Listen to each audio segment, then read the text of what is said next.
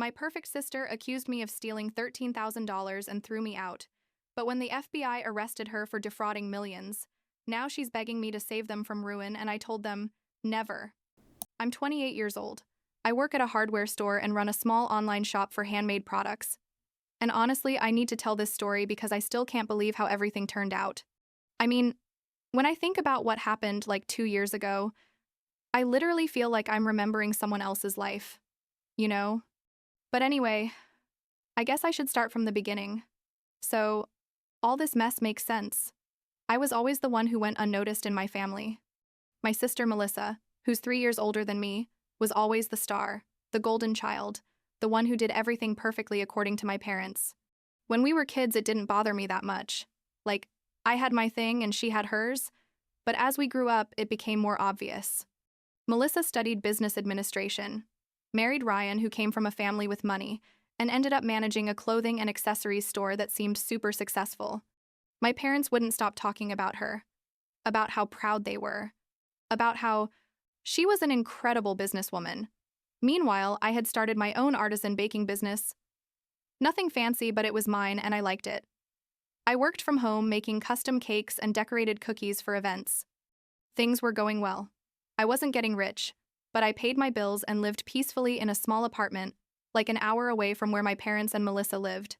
Until 2020 came, and you know what happened. COVID basically destroyed my business because nobody was having parties or events, and I depended on that completely. I tried to adapt, do home deliveries and all that, but the truth is people weren't spending money on custom cakes when there was so much chaos. I burned through all my savings in like 6 months trying to stay afloat, and by the end of that year, I was basically bankrupt. I couldn't pay rent. I had debts with suppliers, and to top it off, my car broke down and fixing it was going to cost more than it was worth.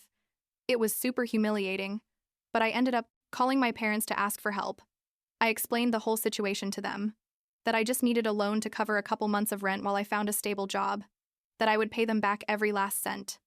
My mom listened and then said she was going to talk to my dad and they'd call me back. And like 3 days went by and they didn't call, so I called them again.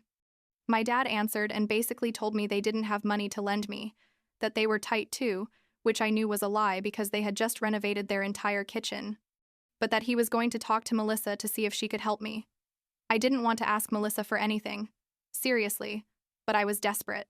I called her, and to my surprise, she was super nice, told me, of course she'd help me. That's what sisters were for. She offered me not just to lend me money, but also a place to stay and work in her store until I got back on my feet. It sounded too good to be true, and turns out it was. But at that moment, I felt so relieved I almost cried on the phone. I said yes to everything, packed my things, left my apartment, and moved back to my hometown, to my parents' house where Melissa said I could stay in my old room. The first few days were weird, but not that bad. Melissa gave me like $2,000 in cash so I could cover my most urgent debts, and I started working at her store. The work was exhausting, like, way more than I expected. She basically had me opening the store at 7 inches the morning, doing inventory, helping customers, cleaning, organizing the entire warehouse, and closing at 8 at night. She paid me, but it was minimum wage, and there was always something else to do. If I arrived even 5 minutes late, she'd make passive-aggressive comments about how good that, at least I had a job thanks to her. My parents didn't help much either. They constantly reminded me how lucky I was that Melissa had given me this opportunity when I had failed at my business. Like 3 months went by like that. I worked every day except Sundays, lived at my parents' house feeling like a teenager again, and basically had no life. All my money went to paying the debts I still had and saving something to eventually be able to be independent again. It wasn't the life I wanted, but I told myself it was temporary, that I just had to hold on a little longer.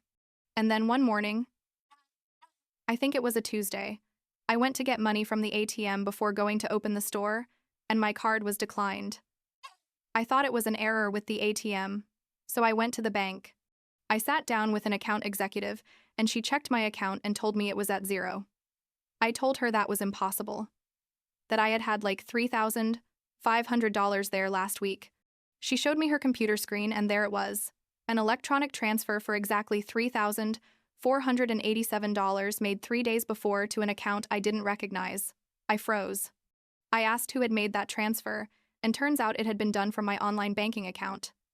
I told them I hadn't done that someone had accessed my account without authorization, and they started an investigation but told me it was going to take time.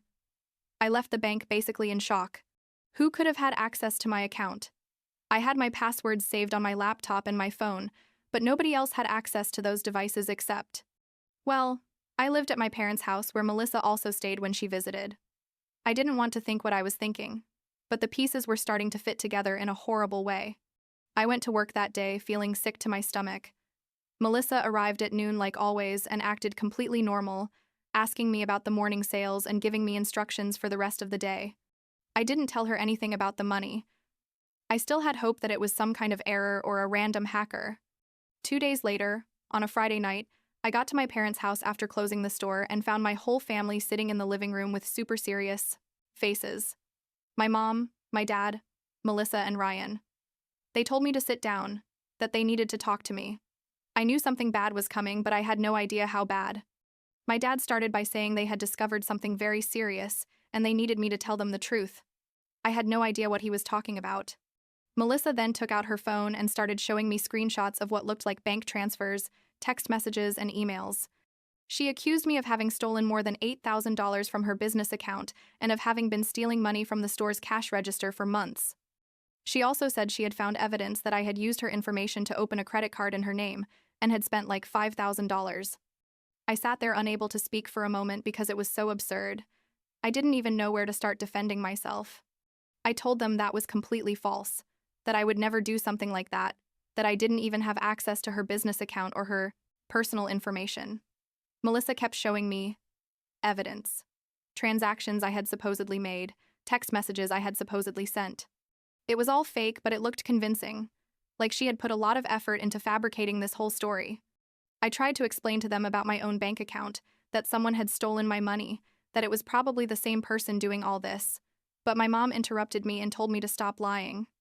My dad said he was very disappointed, that he never thought I would be capable of stealing from my own family. Melissa was crying, saying she couldn't believe her little sister had done this to her after everything she had done for me, that she had given me a job and a place to live, and this is how I repaid her. I tried to defend myself, to explain that none of that made sense, that I didn't have access to anything they were accusing me of. Ryan looked at me with contempt and said he had seen how I had been acting weird the last few weeks, how I was always on. My phone worked at the store, obviously I was going to be on my phone sometimes. How he had noticed I stayed alone at the store with access to everything. The conversation lasted like 2 hours of them, basically attacking me and me trying to defend myself, but it was useless. They had already decided I was guilty. In the end, my dad told me I had to leave his house immediately. I told him I had nowhere to go, that I had no money, that they had just stolen everything I had. He said it wasn't his problem, that I had done this to myself and had to face the consequences. My mom added that I was a disgrace to the family. How dare I steal from my sister after everything they had done for me? Melissa said she wasn't going to press criminal charges against me out of respect for the family, but that she never wanted to see me again. That hurt the most of everything. That perfect performance of a generous victim forgiving her thieving sister. I left that night with a backpack of clothes and my laptop.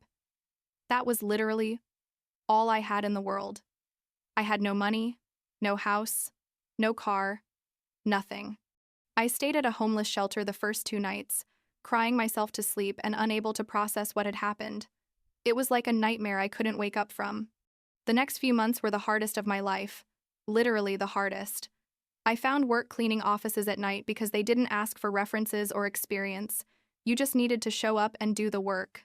They paid in cash every week, which was perfect because I couldn't even use my bank account that was still blocked by the investigation.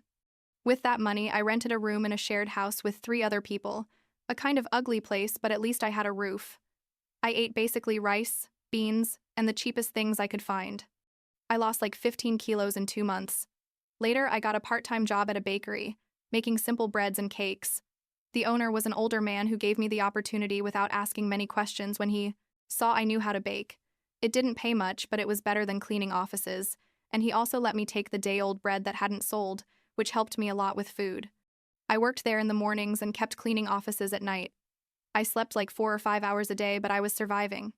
I tried to communicate with my parents a couple times, send them messages explaining again that I hadn't done anything, that Melissa had set me up, but they never responded.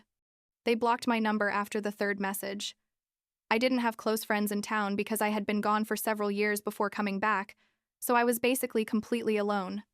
There were days when I considered just giving up, leaving everything and going to another city to start from scratch. But something in me didn't want to give them that satisfaction. About 5 months into being in that situation, the bakery owner offered me full-time work because his other employee had left. I accepted immediately and quit the cleaning job. The salary was still low, but at least I no longer had to work 2 jobs, and I was learning more about professional baking, techniques I had never used when I had my own business. The man, whose name was Don Julio, treated me well and taught me new things every day. I think he sensed I was going through something difficult, but he never asked me directly. He just gave me random advice about life and told me that bad things eventually pass. After working like 8 months at the bakery, I saw a job ad at the town's hardware store. They needed someone with customer service experience who knew about construction materials. I didn't know anything about construction, but I needed a job that paid better.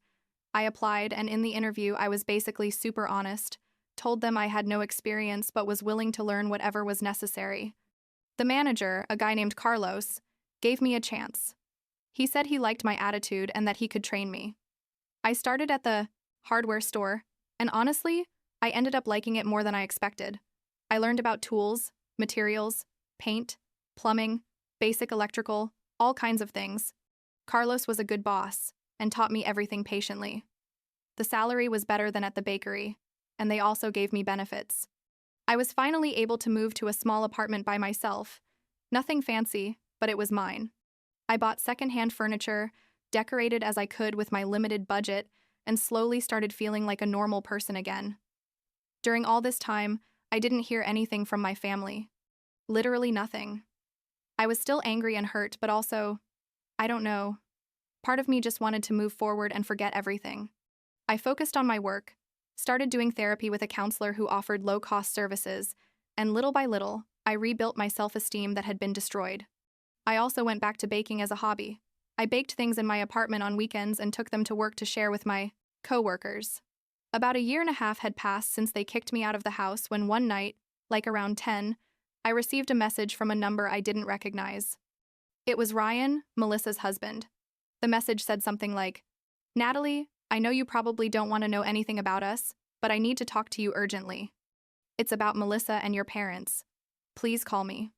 I stared at the message for several minutes, not knowing what to do. Part of me wanted to ignore it completely, but curiosity won. I called him, and when he answered, he sounded desperate. He told me everything had fallen apart, that Melissa was in serious legal trouble and they needed help. I told him I didn't understand what he was talking about, and he started explaining the whole story to me. Turns out Melissa had been running her store in a completely fraudulent way for years. She sold counterfeit products, passing them off as originals, fake designer clothes, pirated bags, accessories from famous brands that were cheap copies from China. She had been making a lot of money with this, but obviously it was illegal. Also, and this was what impacted me the most, Melissa hadn't only stolen from me but also from my parents. She had been taking money from their accounts for years, using their information to open credit cards, making unauthorized transactions, all that. When she accused me of robbing her, she was actually projecting exactly what she had been doing for a long time. Ryan told me he didn't know anything about this, that Melissa handled all the business and household finances, and that he had only just found out about everything when the authorities had come to inspect the store after several brands had reported that counterfeit products were being sold. The store had been closed immediately, the products confiscated, and Melissa was facing multiple criminal charges for fraud, selling counterfeit products, and identity theft. Also, the family's bank accounts, including my parents', had been frozen as part of the investigation because there was evidence that Melissa had used that money for her illegal business. My parents were basically ruined. Without access to their savings, with credit card debts they didn't even know existed, and facing the possibility of losing their house, Ryan was calling me to ask for help. He said he knew they had treated me horribly, that he was very sorry, but they needed urgent financial support, that my parents had no money for food, that they were desperate, that the family was falling apart. I stayed silent for a moment, processing all this. All the rage I had been holding for 1.5 years basically exploded. I told Ryan that the audacity to call me after everything they had done to me was incredible, that they had accused me of something Melissa was doing, that they had thrown me out on the street with nothing, that they had treated me like garbage. I told him that I had had to survive alone in the worst conditions, while they lived their perfect life based on lies and stolen money. Ryan tried to say he didn't know anything, that my parents didn't know either, but I cut him off. I told them that I didn't know anything either when they accused me, and that didn't matter, right? So now that they were actually guilty of something, or at least accomplices through ignorance, it wasn't my problem.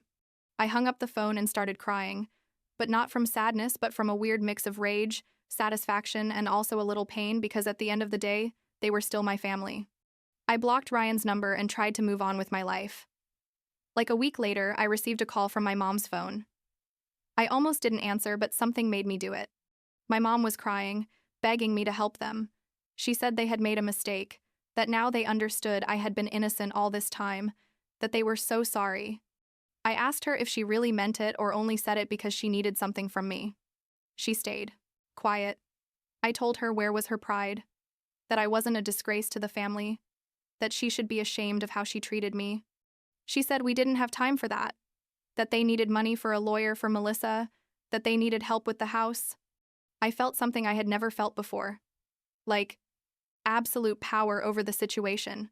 I told her no, that I wasn't going to give them a single cent, that they left me with nothing when I needed them most.